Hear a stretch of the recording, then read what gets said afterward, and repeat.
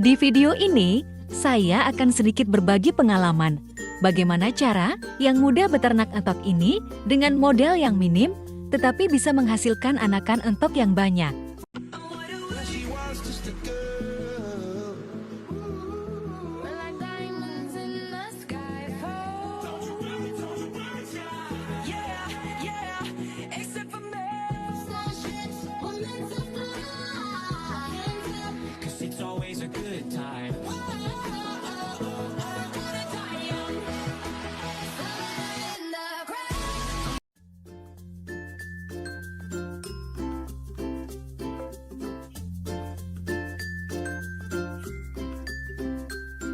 Selamat pagi, rekan-rekan peternak pemula.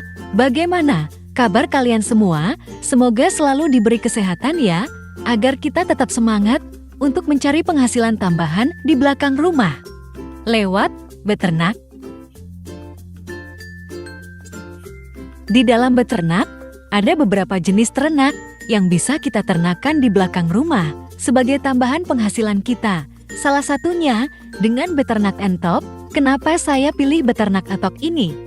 Karena entok ini jenis unggas yang tergolong kuat dari serangan penyakit dan termasuk mudah untuk dipelihara. Karena mudah diternakan, maka kita bisa ternak entok ini sambil kita tetap melakukan pekerjaan utama kita, berbeda dengan beternak ayam. Beternak entok ini tidak terlalu rumit untuk kita ternak, mulai dari pemeliharaan indukan, pemberian pakan, sampai proses merawat anak entok ini.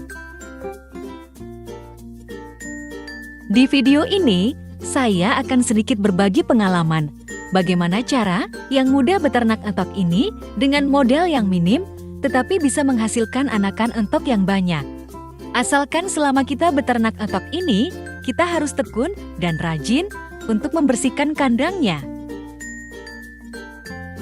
Dalam memulai ternak entok ini, kita bisa memulai dari 1 ekor pejantan dan 6 ekor indukan entok yang siap bertelur, ataupun jika modal kita minim, kita bisa menyesuaikan dengan modal kita saja. Ingat ya rekan-rekan, beternak entok ini sifatnya kita berhubungan dengan makhluk hidup, jadi hal yang terpenting itu bukan banyaknya jumlah yang kita ternak, akan tetapi seberapa besar ketekunan dan kerajinan kita selama merawat entok-entok kita, baik dalam pemberian pakan, menjaga kebersihan kandang, terlebih lagi jika kita baru mau memulai ternak entok, sebaiknya jangan terlalu bernafsu untuk menghasilkan keuntungan yang banyak. Tetapi anggap saja kita sedang berproses untuk menjadi peternak entok yang sukses tanpa ada kematian yang banyak selama beternak. Seperti yang kita tahu, bahwa entok ini bisa bertelur sampai 13 butir lebih dan proses mengerami telurnya ini selama kurang lebih 35 hari, terlebih lagi jika induk entok ini habis mengeram. Maka membutuhkan waktu hampir 2 minggu lebih untuk indukan ini bertelur kembali, ini bisa merugikan kita. Apalagi jika kita hanya memiliki indukan entok yang sedikit, maka akan berapa lama lagi kita bisa menghasilkan anakan entok untuk kita besarkan sebagai bakal calon indukan entok kita. Menurut pengalaman saya, kita bisa memangkas waktu pengeraman telur dan indukan untuk merawat anak entok ini. Kita bisa menggunakan alat tetas telur sebagai pengganti proses pengeraman dan agar indukan kita bisa kembali lagi bertelur, karena jika indukan kita sempat mengeram, maka akan sangat lama. Untuk indukan, bisa mulai bertelur kembali karena indukan harus mengembalikan bobot tumbuh mereka. Dalam pemilihan alat tetas, kita bisa menggunakan alat tetas manual ataupun alat tetas otomatis yang rak telurnya bisa bergeser sendiri sesuai waktu yang kita sudah tentukan. Untuk pemilihan alat tetas telur ini, sebaiknya sesuaikan dengan kemampuan ekonomi kita masing-masing. Ingat, namanya peternak pemula, sebaiknya kita bisa mengeluarkan dana yang seminimal mungkin. Jangan terlalu memaksakan, harus menggunakan alat tetas telur otomatis, ya.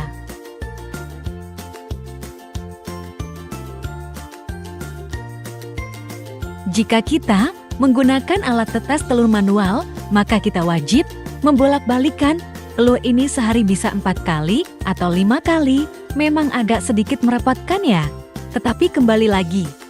Namanya baru memulai ternak, maka hal yang biasa jika kita banyak menggunakan waktu dan tenaga kita dalam merawatnya.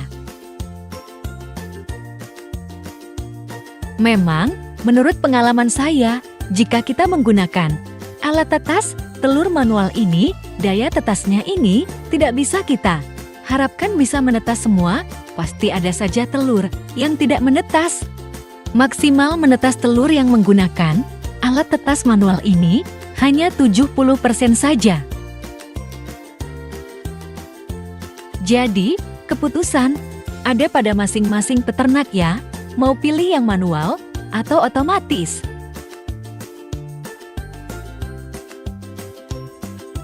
Yang membedakan hanyalah rak telurnya bisa bergeser sendiri, jadi kita bisa tenang saat kita beraktivitas di luar rumah. Yang terpenting dari alat tetas ini, baik otomatis maupun manual, adalah suhu ruangan alat tetas di angka 36 derajat dan kelembaban alat tetas kita di angka 60 derajat.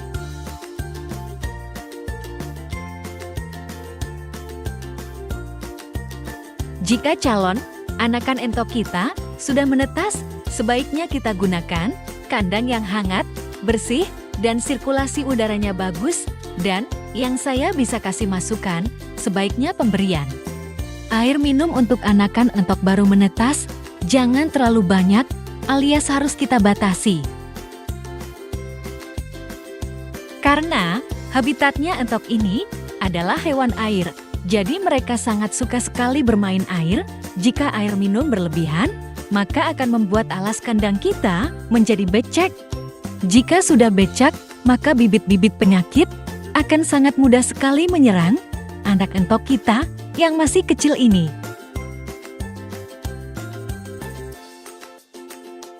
Semoga video ini bisa bermanfaat dan menambah wawasan, khususnya para peternak pemula yang baru mau belajar beternak entok. Saya doakan ternak untuk rekan-rekan bisa sehat sampai panen tiba. Salam peternak pemula.